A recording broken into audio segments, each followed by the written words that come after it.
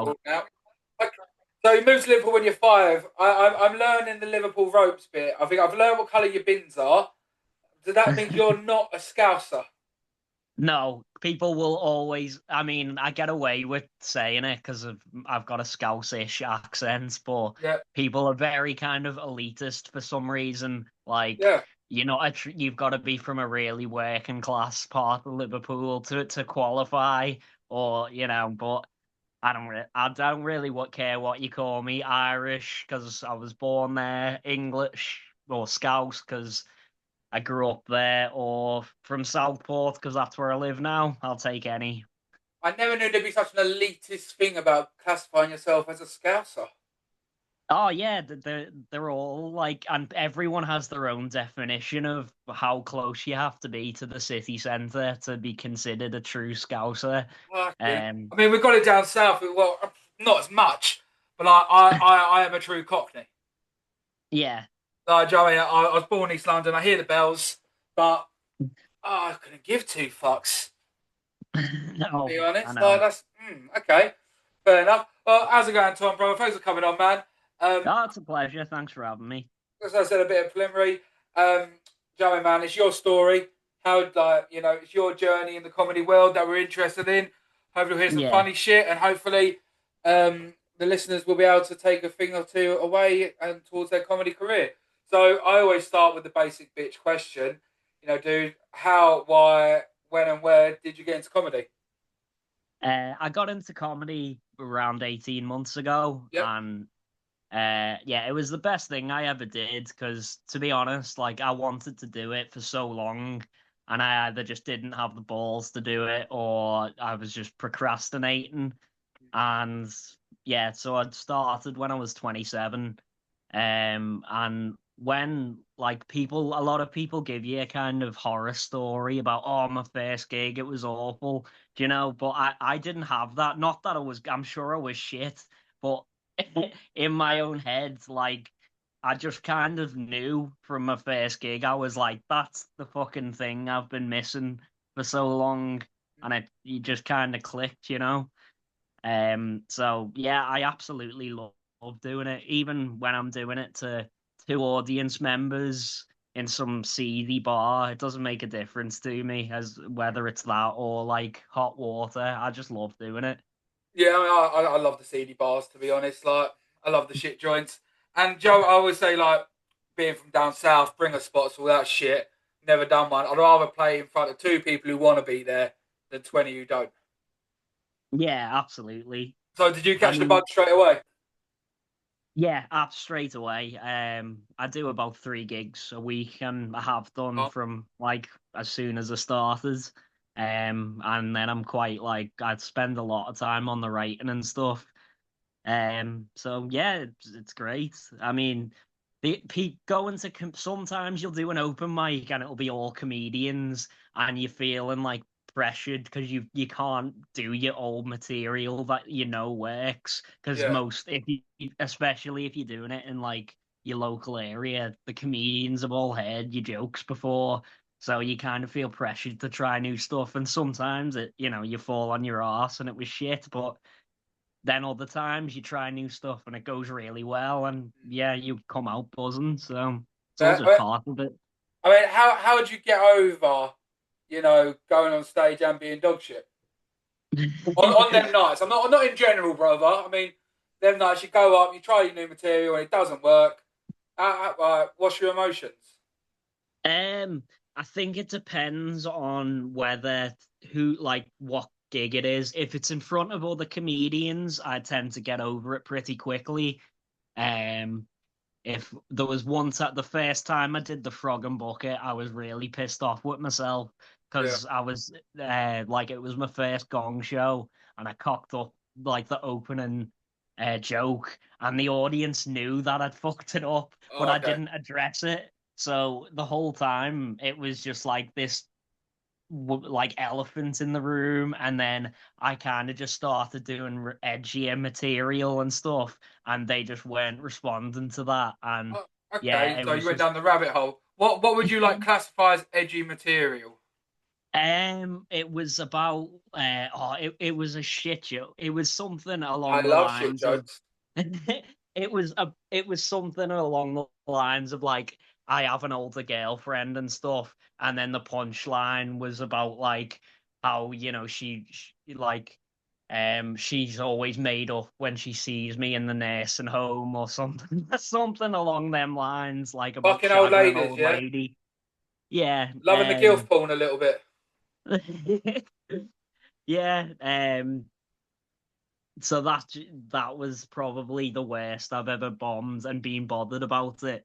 But Okay. I've been quite lucky because all the times that I've invited like friends and family to watch me, they've all gone really well. So they're under the impression that I'm better than I actually am.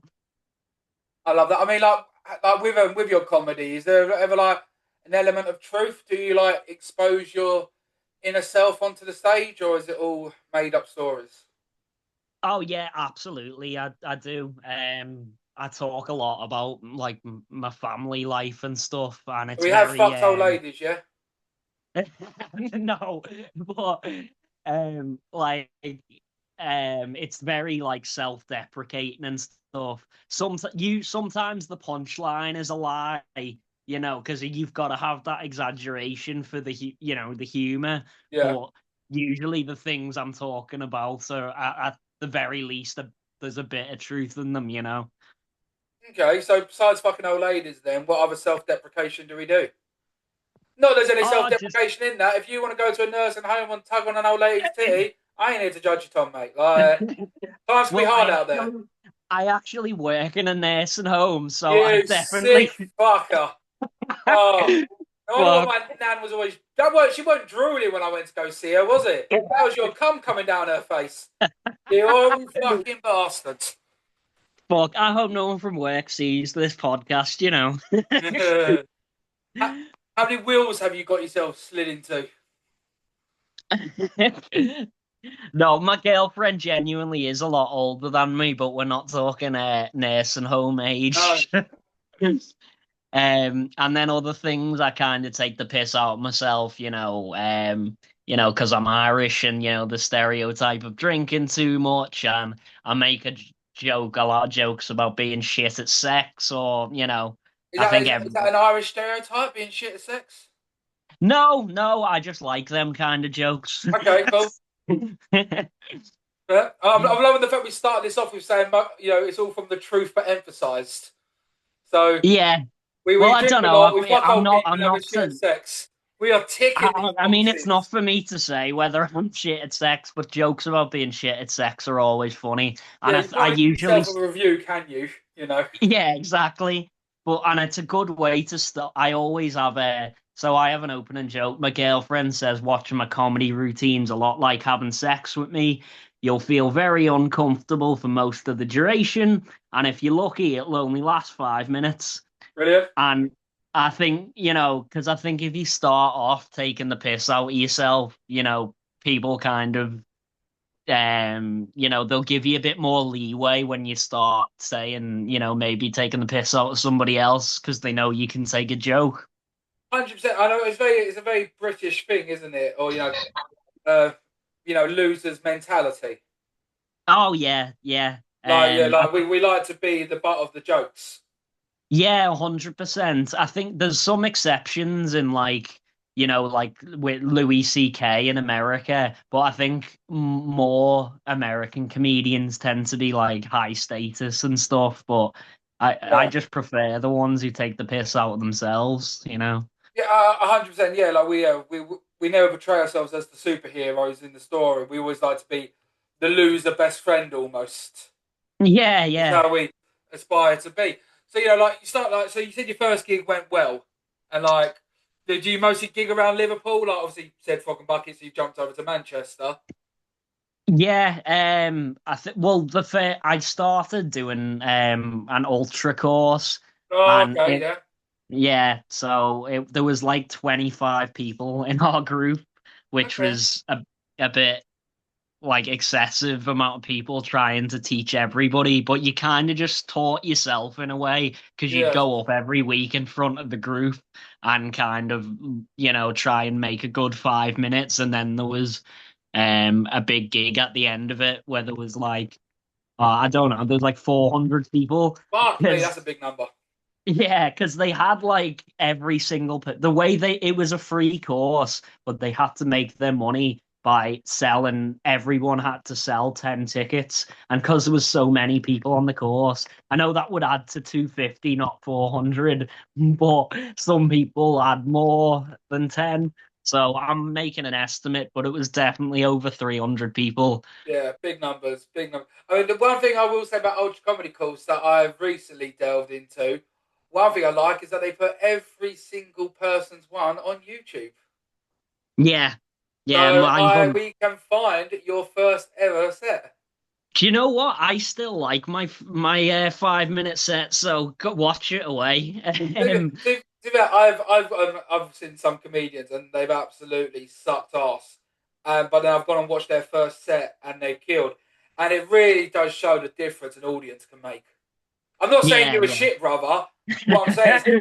when you're in front of 300 people who like, do you know what I mean? I'm not saying there's the sympathy X factor vote, but do you know what I mean? Like, you It's know, if there's a big audience, somebody's gonna find you funny. yeah, exactly. Yeah. So, what? So your first gig, 300 bums on seats. I always say your first gig is actually your second gig. Yeah. When you're sort of like, you've come out of Professor Oak's, stadium thing. You're often there, and yeah, I mean, I always when I speak to people, I always see that their second gigs always like, so they've done the 300 people. Now they're in a pub somewhere, 5 people.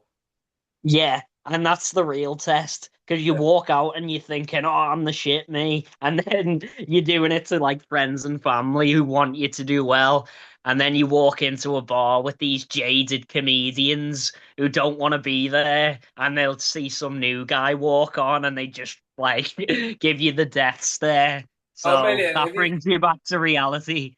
If you look at a comedian when they started to 1 year down the line, look how much they've aged. It's just like it's mad Yeah. ridiculous.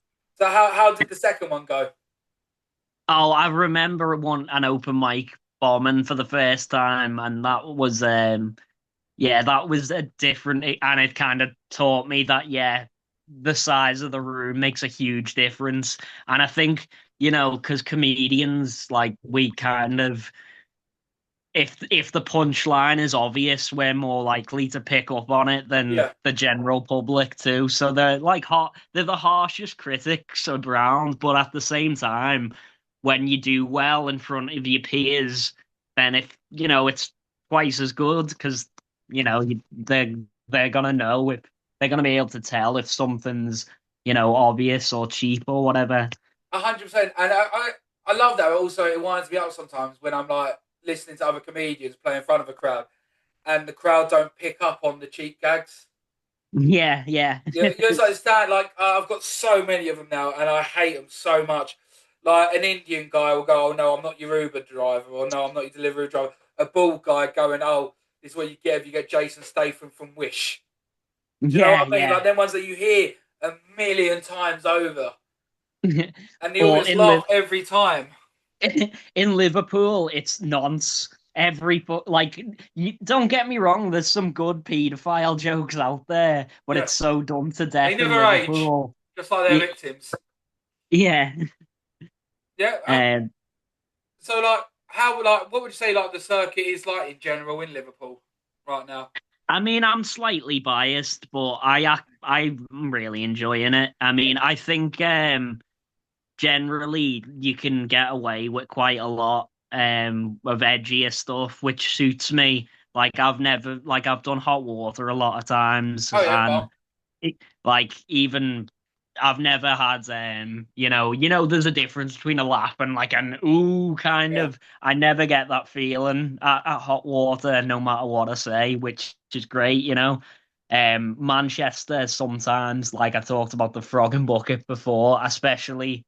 it's a gong show. You've got to be a bit more careful. So the last time I did Frog and Bucket was the time I got through, but I consciously made an effort to like edit out the stuff that's a bit, riskier, and it Yeah. seemed to work. So Yeah. I mean, what's your opinion on gong? First of all, I'll say Hot Water Club Comedy Club.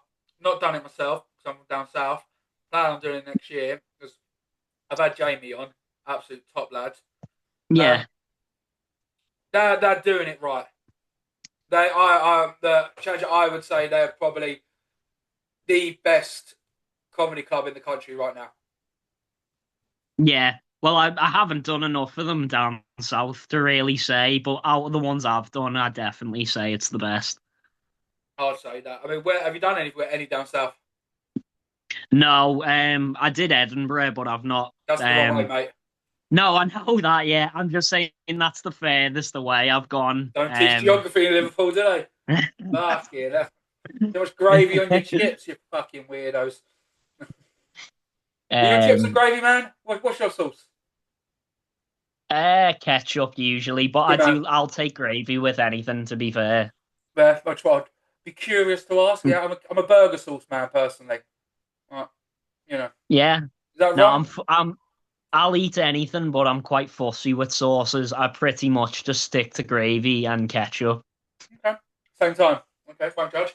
Fine, Not at the judge. same time. One or the other. So with gong shows, then, what's your overall opinion on them? Um, I think it's not really a good. I think it suits certain types of comics if Yeah, your jokes are a bit punchier and stuff. I think, if you don't do well at gong shows, it doesn't necessarily mean that you shit or anything. yeah. Don't go Especially kill if you, yourself after it. Like, it's, yeah, yeah, exactly, yeah.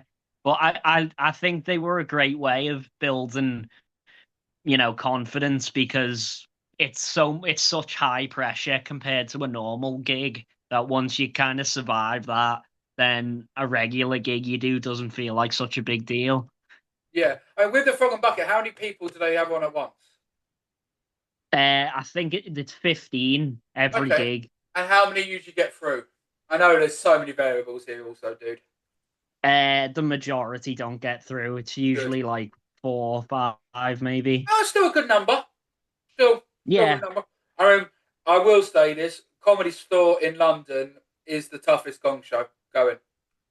yeah. When I did it, it was my first ever gig. Uh, 40 people on the bill and only two got through. Fucking hell. Now that is a killer of a gig, to be honest. But the one, okay, I like gong shows. Okay, I think it's gladiatorial.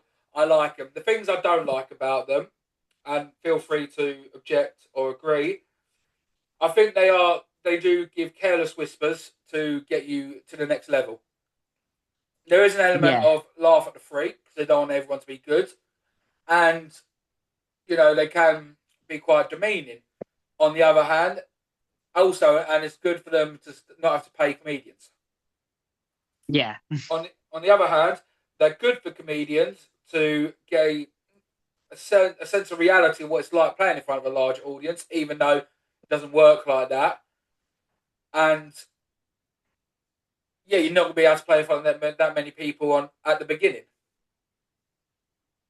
yeah. Right. Oh, Um, I know it surprised me the amount of people who do gong shows as their first gig, mm, to be honest, because I mean, it's nerve-wracking enough to do this for the first time, but to do it where, even if you're doing all right, one person puts like the card up and it just throws you off completely.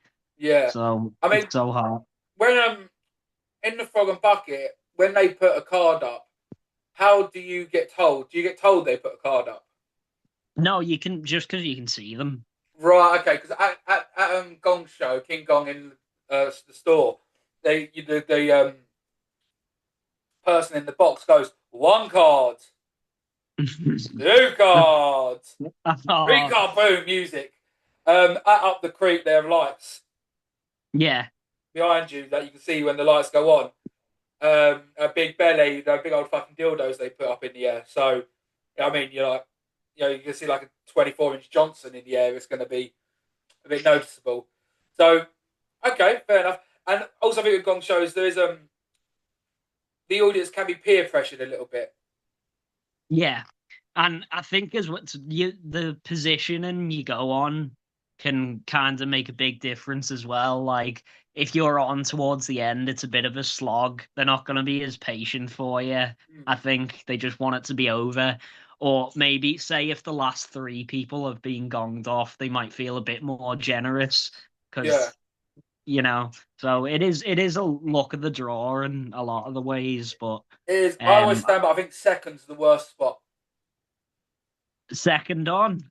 Yeah, I always think it's the worst. And in my opinion, because usually the first person, after the first person, the compare will usually tell the audience off.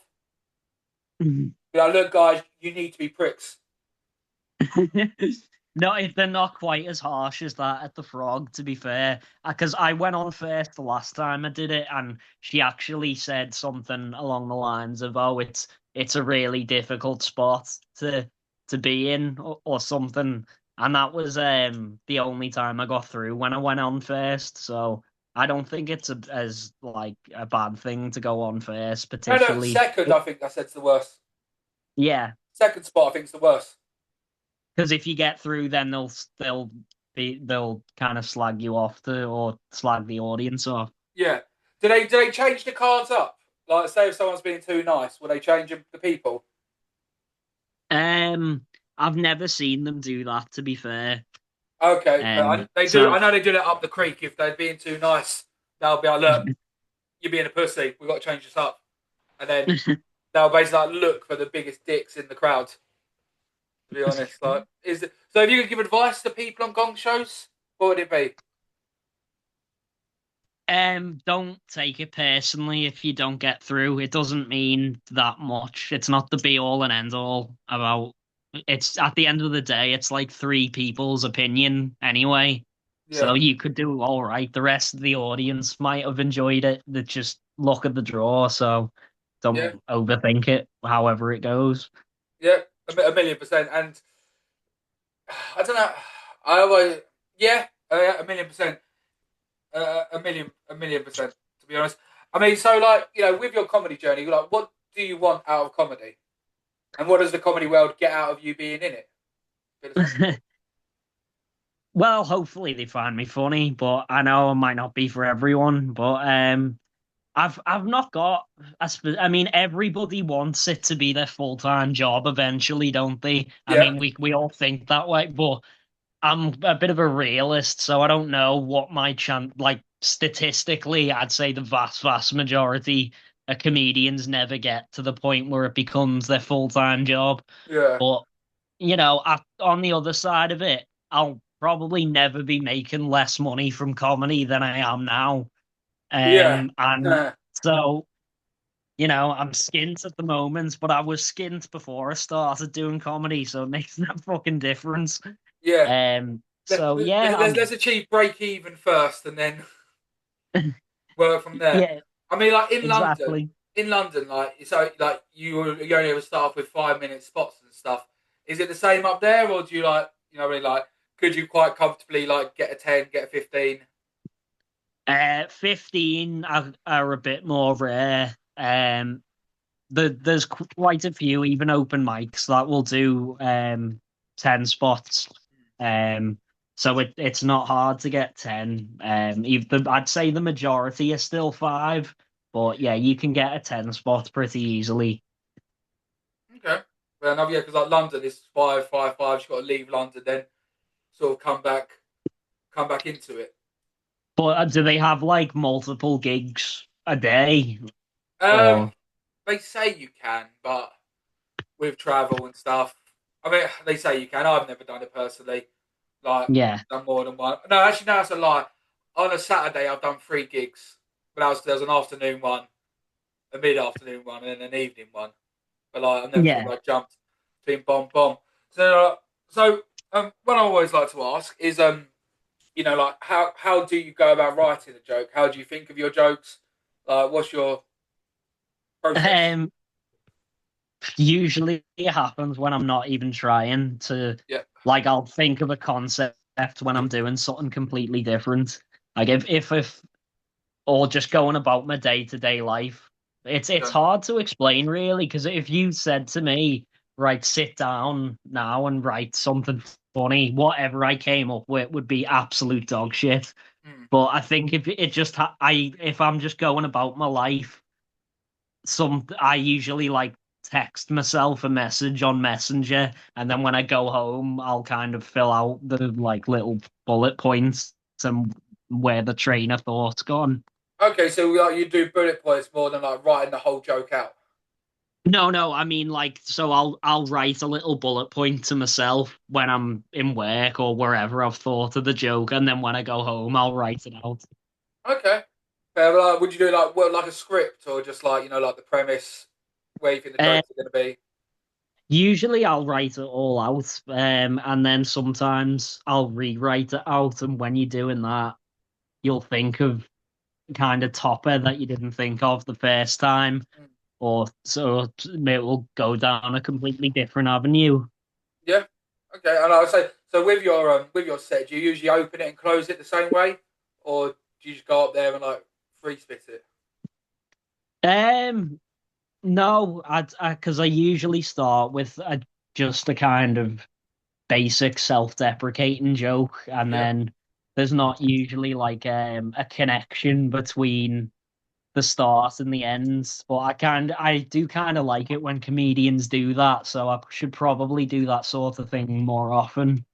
Yeah. I mean, Uh, I used to be very scripted, but I found now more the more I go up there and just talk, like I enjoy it more. yeah, yeah, I can see where you're coming from. And like, if it seems more conversational, then here's a joke, and then here's another joke. I think, say if I'm about to talk about a specific topic, I'll ask the audience, have we got any bus drivers in? And so we'll go away. And then if I had a story about being on the bus, it would seem like something that I've just come up with off the cuff when in reality I've done the joke 20 times Yeah. before. Do you reckon, is it a heavy bus driver crowd? You get a lot. That was just an example. I Oh, don't okay, have fair enough. anything Okay, about cool, bus cool. drivers. But Uh, so how would you say your crowd work is? Is it mostly closed questions, or do we fully my delve crowd into it? went not great. Well, I could be putting myself down a bit, but I didn't do a lot of crowd work. And then a couple of weeks ago, Shenanigans Bar in Liverpool had a crowd Irish bar, work. I'm guessing. Yeah, yeah. Of course, yeah. And it was like Good a shenanigans. crowd work only night. Oh, And I that's had to be, fun. yeah. I mean, I was shitting myself because it was 10 minutes as well, and Yeah. you weren't supposed to do any pre-written material. But when it actually came to it, I didn't do as bad as I thought I was going to. So I think I will do more crowd work as time goes on. Okay. Do you have like a process for doing crowd work, or? No, I just go with whatever. Usually just the typical joke, yeah, typical questions, like what do you do, that sort of thing, and then just go from there, see if I think of anything funny, Okay, fair or if enough. I can relate it to some of the material I've already written, even better. But who would you say currently is the best? Who's like the crowd work king right now? Um, well, everyone's gonna say Paul Smith, aren't Yeah. they? So, but most of my favorite comedians are kind of do more monologues, to be honest. Like Steve Hughes and Dylan Moran and people like that. Okay. Okay, fair. More your storytellers. Yeah, yeah. But is that the type of comedy you do yourself? Yeah, yeah. I do have the odd like one-liners as well to fill it out, but yeah, I do like the storytelling the best, definitely. Okay, cool. And have you dealt with many hecklers? Do you know what? Like, they're never nasty heckles. The only time I have a joke, because my mum's from Glasgow, and Right. it's apparently like a wealthy place in Glasgow called Newton Mearns, and I was saying something like, oh, that's like saying you're from the posh part of Syria. You get called posh in Glasgow for having a full set of teeth. Yeah. And then some Scottish guy like shouted out "cunt" Uh, at me, and then I just kind of made a joke about like how he was upset that I was saying Glaswegians weren't posh, and the best way to disprove me was to call me a cunt. oh, cool. Yeah, I like that. And do you record every set you do? Not every set, and I know I probably should because you can watch it over, but I guess it's just laziness. I do need to do that more often. But the guy I was talking about, he shouted out cunt, but I went for a ciggy afterwards and he came up and he said he actually enjoyed it. So he was just having a laugh. So Well, I've never I think they got do. any. The ones who are harder to get on your side end up enjoying it the most. Yeah. Um I think most of the audience are just there to have a good time and stuff. Like that you when people find out you do comedy, one of the first things people ask you is about hecklers, Yeah. but I don't think it's like a daily thing that you're having to deal with people who, you know, can't stand you. Mm. And it works the other way around as well. Like when a comedian's making an offensive joke, I think that at the end of the day, that it doesn't make you a bad person. They're Yeah, just 100%. trying to make you laugh. You know what I mean? Yeah. And also, you can't do edgy material and then get upset with hecklers. Oh yeah, yeah. You'd be a hypocrite, but Yeah, a million percent. And I tell you, am I the best at crowd work? No. Am I the best at hecklers? No.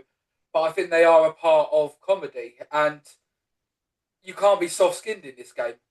I know there's a lot of comedians out there who, I don't like using the word woke, that terminology, but they are sensitive. Where you yeah, need to be able to have a 30 stone bald guy with tattoos on his face calling you a prick. You need to learn how to deal with it. yeah. I mean, everyone has like the right to be offended by a joke you do. Like it's fine if you are offended by something, but don't go on and be try and like attack their character because they made a joke, because it's subjective anyway. Just because you personally don't found what somebody said offensive, it doesn't mean you should be like trying to ruin their career or their reputation or whatever. 100%. I've had personal views on that. 100%. But it's just a bit of a shame, we live in this world. Especially, look, I understand if you're in an office job, do you know what I mean? You're talking to Daisy by the water tank and you make a sexist joke. Fair enough. Like, do you know what I mean? Learn your place. But if you're a comedian on stage, that can't be censored. It can't be Yeah, censored. It's pretty much free range to do what that to say. What I'm trying to be hit. I'm trying to do double standards on this because now I stand by it. Unless I you're mean, putting an audience on. I think you have the right to say whatever you like, and the audience have the right to decide that you're a cunt for saying that. Yeah, no, You no, know, no. that's I agree. just I agree a million percent, bro, with that. But the bit I was trying to think about is like, can you get your dick out on stage? yeah, that's not free speech though, is it? That's you know, um, But there's that's places that do nude comedy. Like, do you know what I mean? Can you take a shit on a stage? Like, that's do you know what I mean? I'm trying to say, like, are you censoring somebody who wants to take a shit on a stage? Do you know what I mean? I'm like, this I'm is what I'm trying to think, fine how with us far down this rabbit censoring hole? the Uh, stage shittings, to be honest. I don't think comedy's really missing out all that much, no, but no, it's not. No, obviously, bro, I agree with you 100%. But, and Joe, I never would do this. But is there that one person who would find it funny if you flopped your dick out on stage? And from their angle, would they be like, "Oh no, we're censoring comedy now. God, you can't get your dick out on stage. What's the world come to?" Like, yeah, well, can a there's woman a flop her get different. her tits out? Like, do you know what I mean? I'm such an advocate for free speech, but I would never do that. I would think Yeah, a woman's a complete. Why the fuck are you doing this? But I think there's a difference between free speech and free expression, because then you could just take it to ridiculous lengths, like, And me ever said, yeah, why. start making a bomb on stage. Like, oh, that's censoring me. Well, no, like, But you'd be surprised at the amount of comedians who don't feel strongly about free speech because they think it's like a right wing thing, but it's got fuck all to do with politics. If yeah, you like do comedy, you should be an advocate for free speech. It's as yeah, simple as that. Like that Charlie Kirk guy who got murdered. I'm not a fan of him at all, but the amount of comedians I've met who said both on and off stage, like about, oh, yeah, fuck them anyway. It's basically like they agree with it. It's like you just because it's somebody you don't agree with doesn't mean they should get fucking murdered yeah. because I they mean, have an he opinion. personally, he was a hero of mine.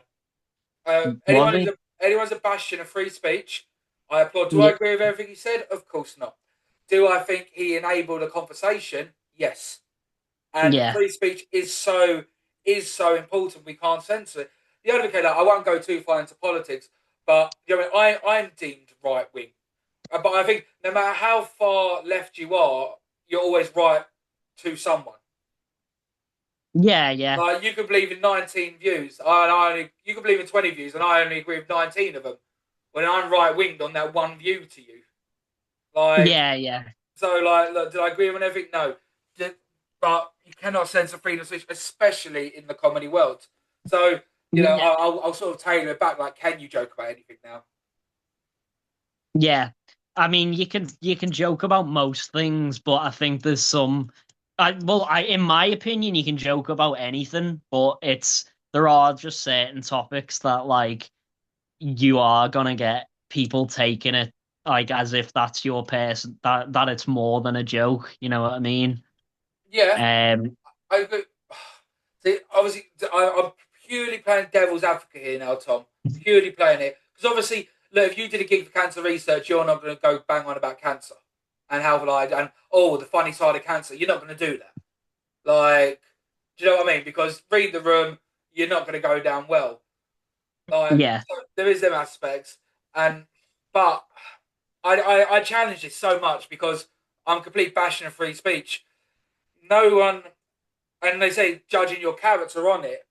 No one's told you to go up and say that. yeah, Like, if I wanted to go up there and do 20 minutes on Muslim jokes, no one's told me to go up and say that. I've chose to go up and say that. yeah. So, is it an element of your persona emphasized?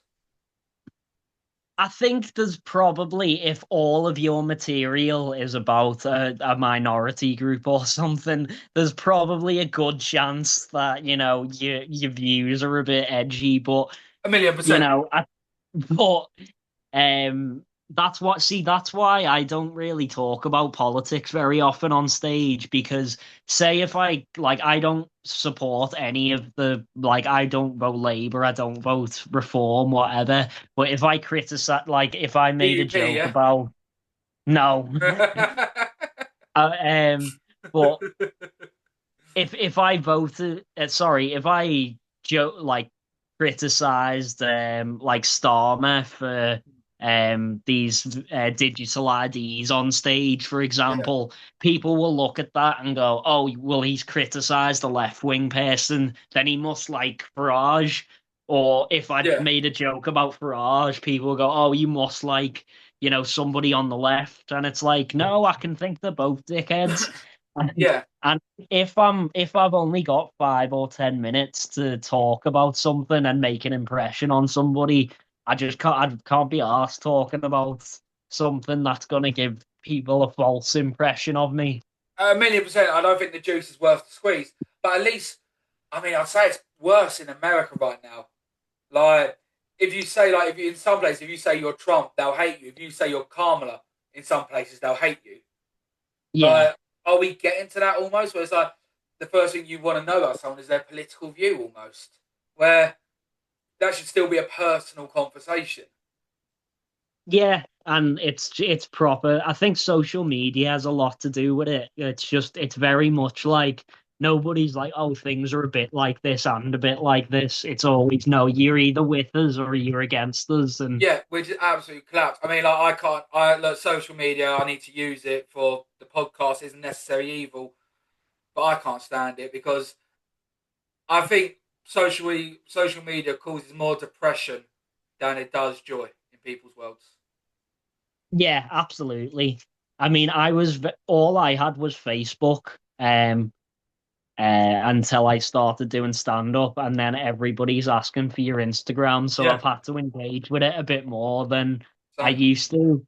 But you can definitely like the things you follow on social media, you know, it's just getting those messages regurgitated again and again. And Yeah, if you're watching like following like depressing stuff, then it's gonna affect your outlook and everything.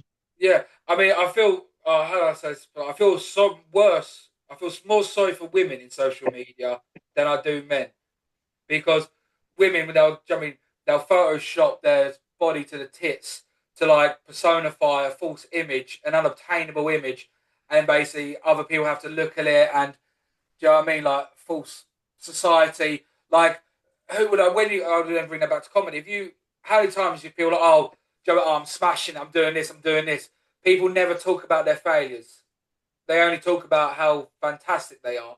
And then you go on social media and then Absolutely. you're seeing all of this, all your peers and stuff absolutely killing it. When in reality they're not. Do you know what I mean? We're No, all in the yeah. same boat. But you see it all the time. And yeah, it's heartbreaking.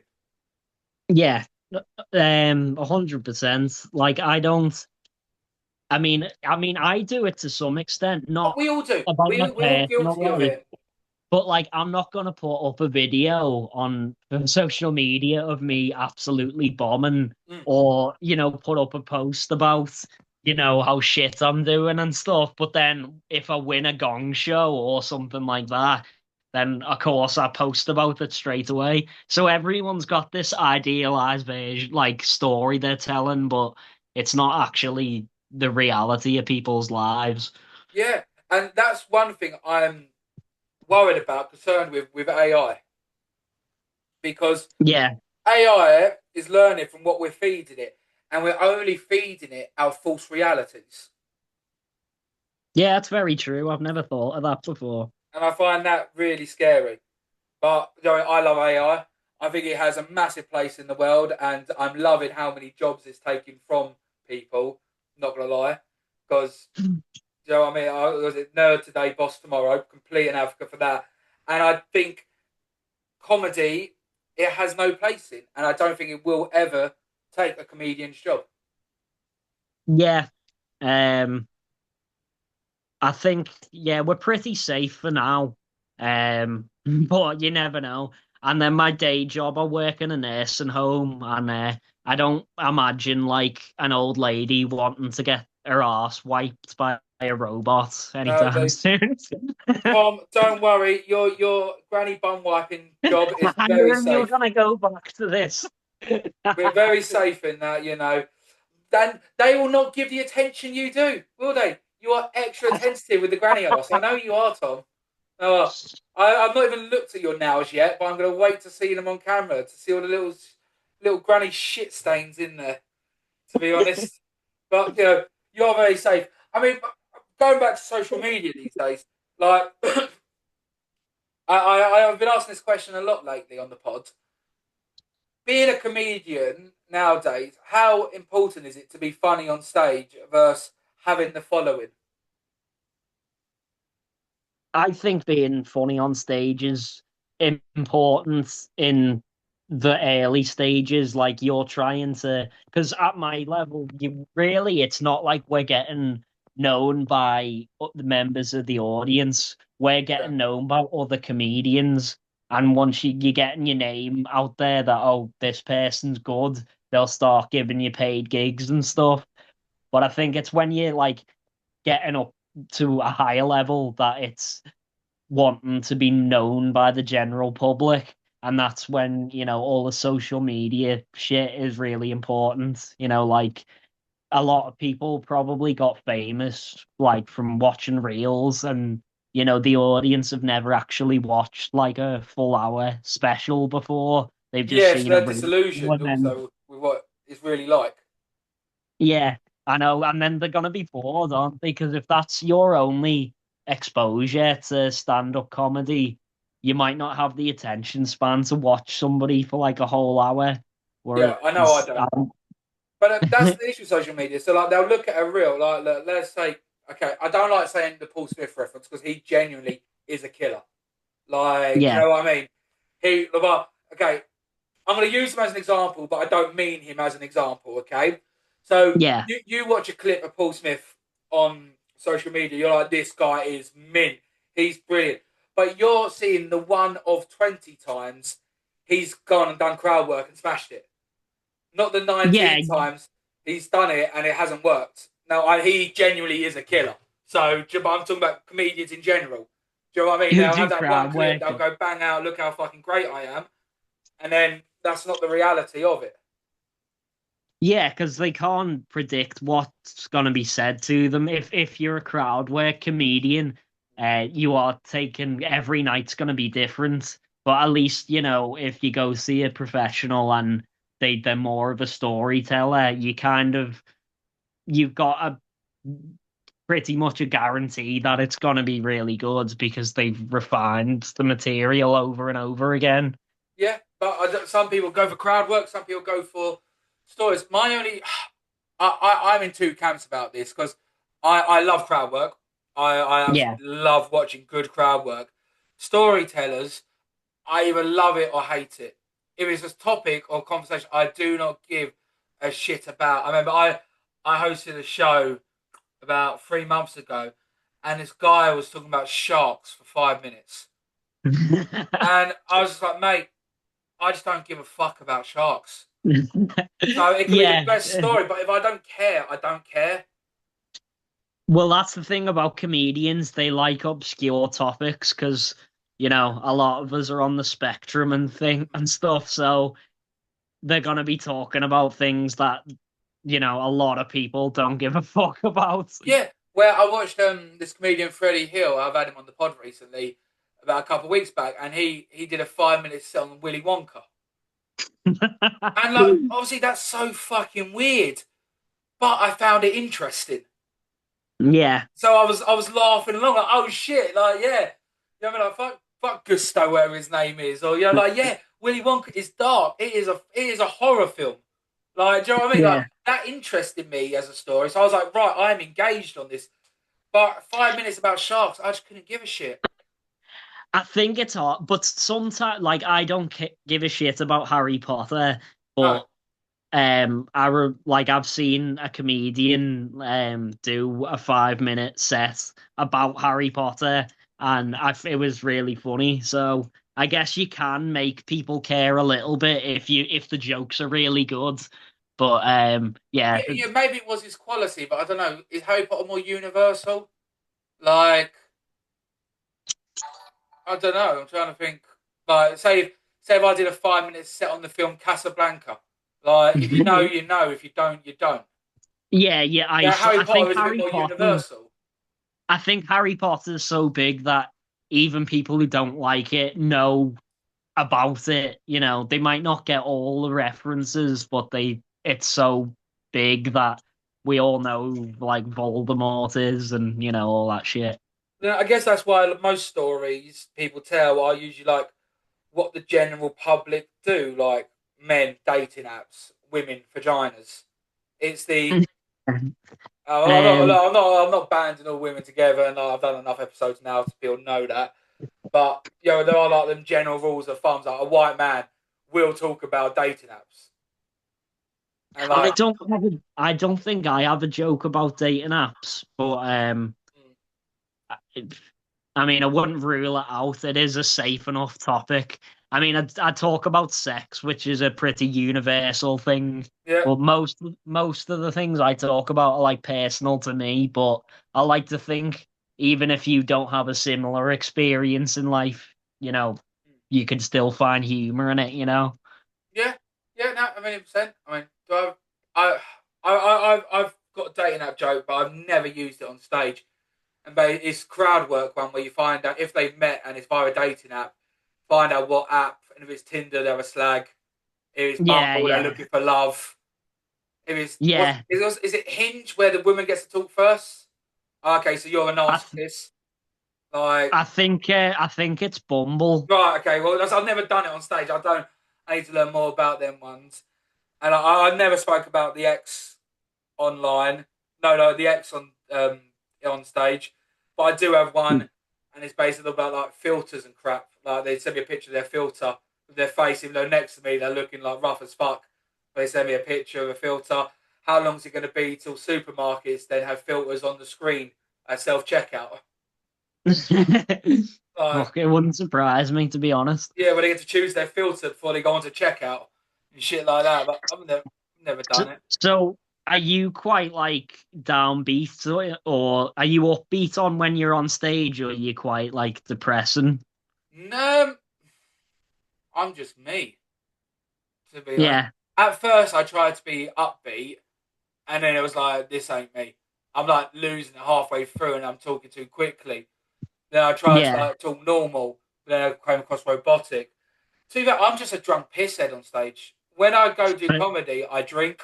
I'll end it there. I drink. I don't do anything else stupid. I'll go get pissed and have fun. Yeah. And I, then that's it. To be honest, see, I'm the opposite because I you take kind a of bottle of water on stage.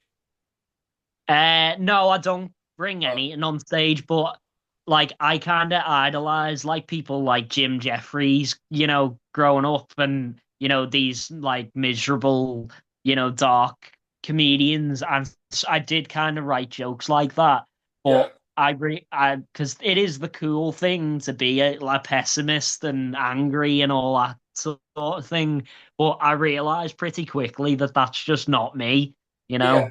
So I am quite upbeat on stage and I wear like, jazzy shirts and stuff. Even though I talk about dark things, I do them in like a kind of tongue-in-cheek, upbeat manner because it's just what I'm like in general.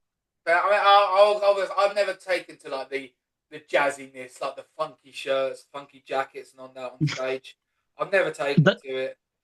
Like, that's had a weird dress sense before I started doing oh, I can tell comedy. what the Like, top you're wearing now. Like, that's a yeah. funky ass top. To be honest, I remember I wore a blue blazer on stage once. I just thought I looked like a prick. But everyone's different. Everyone has, and that's the beautiful thing about comedy is that there's room for everyone. Yeah, And yeah, absolutely. that is a beautiful thing. The one thing I've noticed about comedy is like when I started it, I thought, oh, raw, this will be sex, drugs, rock and roll, party lifestyle. It's really not. To be honest, I think it's the same in music as well. Like it's not like the guys I know in bands aren't, like off the tits all the time. But to be honest, the one time I'll go to the pub and not get smashed is when I'm doing comedy. Mm. Because I think if you're doing like multiple gigs a week, you'll soon have no money or Yeah, be ill if you're going out every time you go to do an open mic or whatever. But yeah, no, I save the rock and roll for when I'm not doing comedy, I yeah. guess. I mean, do you tell That everyone way you're you a comedian? can't. But what's that? Do you tell everyone you're a comedian? Everyone you meet? Not straight away, but I don't keep it a secret.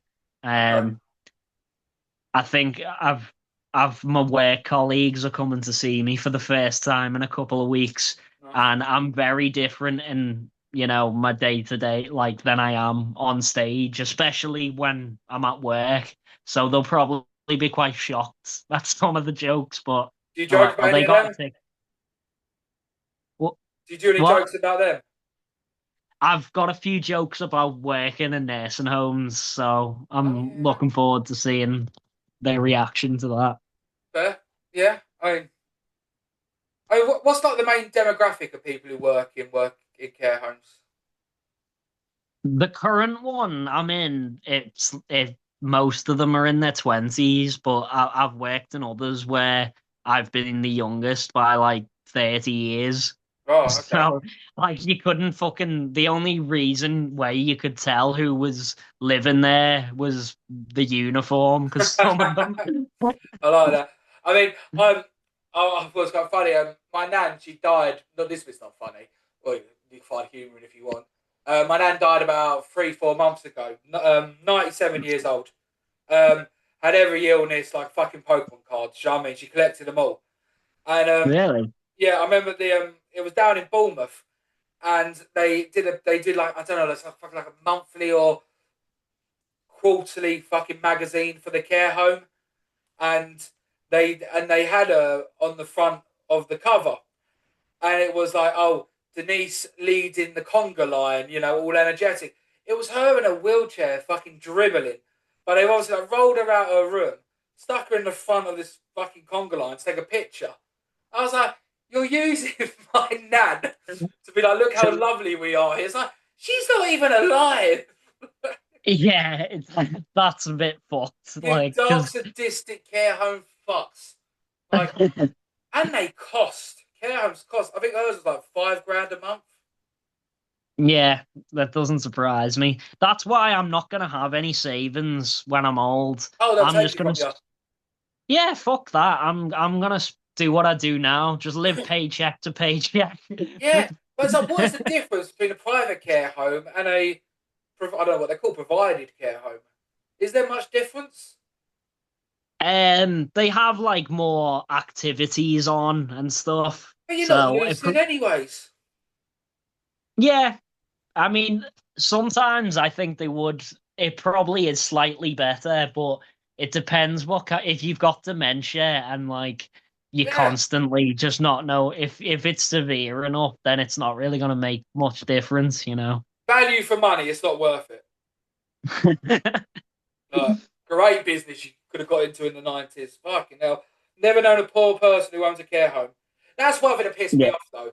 They cost so much, but they pay so little. yeah. That is I think it's bullshit. just because there's so many people who could do it. Like really, like doing working in a care home's an important job, but the money's shit. Whereas comedians, they can get paid millions, and it's the least important job in the world. Like, Would I challenge that? Um, I think comedy is a fundamental part of society, and I don't think the general public use it to their full advantage. And I think there must be a correlation between the shit of the times we live in, the more people enjoy comedy. I mean, I absolutely love comedy, but if we didn't have comedians, would people just be going to cinema or going to the pub and True, yeah. And if it was instead? post-apocalypse, are you going to want to hear a knock-knock joke? Exactly. Yeah, I Yeah. would be useless to anybody in the apocalypse. Oh, same here. I've become so irrelevant. Yeah, I would need to be dictator or dead. To be honest, I can't go out foraging. To be honest, like, yeah, fuck that. So I'll ask these ones then. My favourite question: what time have you personally bombed hardest? I already talked about Okay, that fine. one. That was the frog and bucket The frog and bucket one. Okay. first. What's the worst thing you've ever seen someone do on stage? I seen a woman get her ass out, and she was like in her 50s. Was it a good ass? Um, Not particularly. Did it remind Um, you of work? I'm going to be off the clock here. You didn't go to wipe it naturally, did you?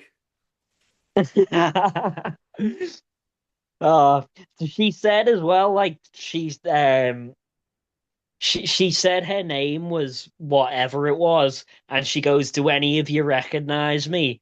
And then we all went no, and then she went, "What about now?" And then got her ass out. It was Okay. wild.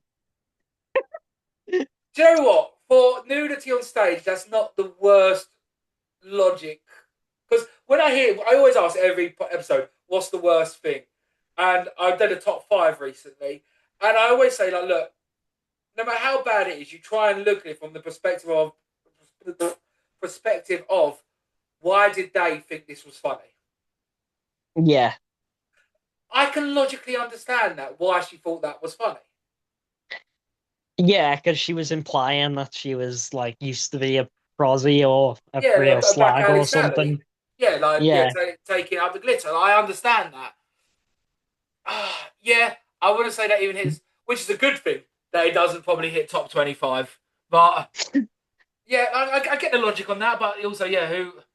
I mean, like, Well, I'm not saying no to a 50-year-old artist, to be honest. Like, so no, neither am I. But it's a bit young for you, isn't it, Tom? Fuck's sake.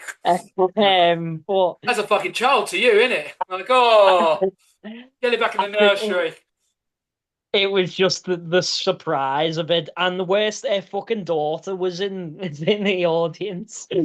Oh, okay. So yeah, it made it a bit more strange. But Yeah, okay, yeah, I get that. I feel that. Yeah, to be honest, I mean, yeah, yeah. I mean, I was going. I go down the line of is that courage or delusion, and I think that fits in both camps. To be honest, yeah, well, yeah, I mean, yeah. is is wanking in public courageous or is it just That's gross? delusion. That's delusion. To be honest, because like there's some things fall on the bracket of if I was a dictator, if somebody murdered somebody, I wouldn't give them the death penalty. If it was like you could justify, why somebody got anger. It could have been emotion. They could have called someone cheating. Do you know what I mean? They could have had a breakdown. I would listen to Mm. that. But if someone spat on the floor, I think they should be killed instantly. There's no need. There's no need. If somebody, I have to be careful if someone did grape, I'll be like death penalty. Children, Yeah. death penalty.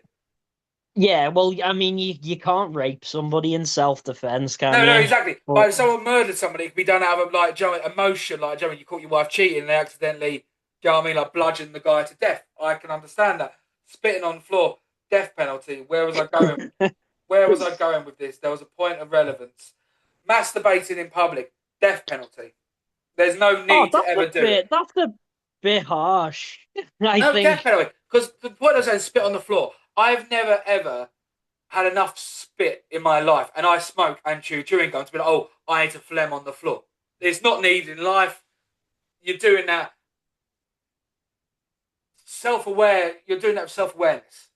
You're consciously doing that. You are a dickhead. Death penalty. If you're masturbating in public, you are consciously doing that. Yeah, but I mean, you're still conscious when you're angry. So if you get angry at No, because somebody you're and not kill them, yourself. but what if you get bladders and then you have a wank in public? Then we're putting in trends. Yeah, it's No, no, all right. It's all I right still, so long as you I piss. still disagree because it's one of the ones. Is it's like if like because I've heard of cases where it's like they end up on the register because they've taken a piss in public and a kid's walked by. Yeah, that's too much of a coincidence, isn't it? But wouldn't you probably end up on the No, no, I register disagree even because if? I like when I've been like 18 years old, I've been drinking like in a park as a dickhead and like, do you know what I mean, Yeah, taking a piss in a bush. yeah, Like, my question is, why was there a kid in the bush? But, that's yeah. a that's for you, psychologist to decide. Tom, I'll end it with this one, brother. I always end it with the same one. You've been going for 18 months now. Somebody comes up to you and they're like, Tom, I've never done comedy before. I'm looking to get into stand up. What advice would you give them? Just do it. Just Can't do say it. that. So, the first fucking time I say you can't say just do it, you slipped through the net, Tom. You slipped through the net. Every episode I say you can't say just do it. The first time I say don't say that is the answer. People, this is why I say can't say just do it. Let me start again. Tom, advice. Someone never done comedy. Can't say just do it. No.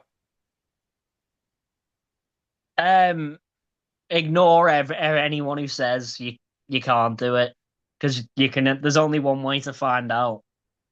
Okay. Yeah. I like that. Yeah. Yeah. 100%. Go. Even if you want to go do it once to tick the bucket list, everyone should get up to stage once and make a twat of themselves. Yeah, I think it's better to even if I did absolutely shit and I had to sack it off, I wouldn't want to always wonder, oh, maybe I could have done it, you know? It's Yeah, better to try and fail than never to try. yeah. There's no. Also, I don't think there's no such thing as an excuse. Oh, I'm too busy at the moment. It takes an hour of your day once Yeah, in your life to go up there and make a twat of yourself. yeah, And absolutely. what's the worst case scenario? Oh, well, it didn't go well. No one gives a shit. No one cares, and No, you're forgotten about an hour later. If it goes well, you caught the bug, and you only, wish you never did it. nobody remembers the bad gigs anyway. Like, you even if you bomb recently, like there's 15 comedians on it at open mic, say, like they'll have forgotten by the end. It's only the comedian themselves who remembers the bad gigs. Nobody else does. Okay, do you know what, Tom? I've just completely had an alternative thought on this because I always say to people, look, just try it once. If you don't like it, it's not for you. Crack on, okay? Yeah. But I would never take a dick in the arse. How do I know? Try it once if it's not for you. I've never done heroin once. Yeah, but you're assuming this conversation is with somebody who's got the inclination to do comedy. There I we would go. never. Okay, you saved me there a little bit, Tom. Yep, you saved. I was about to go down a dark rabbit hole a little bit there. You saved me on that one. Yep. Okay, cool, awesome. Yeah, agreed. Okay, good. Dodge that bullet. Yeah, that's more for my therapist. Tom, brother, it's been brilliant having you on, man. Thoroughly enjoyed it, dude. Cheers, mate. All right, Yeah, guys. thanks for having me. It was good It's been a fun. pleasure, man. And guys, cheers for watching. Cheers, Tom. Cheers. See you later. Bye.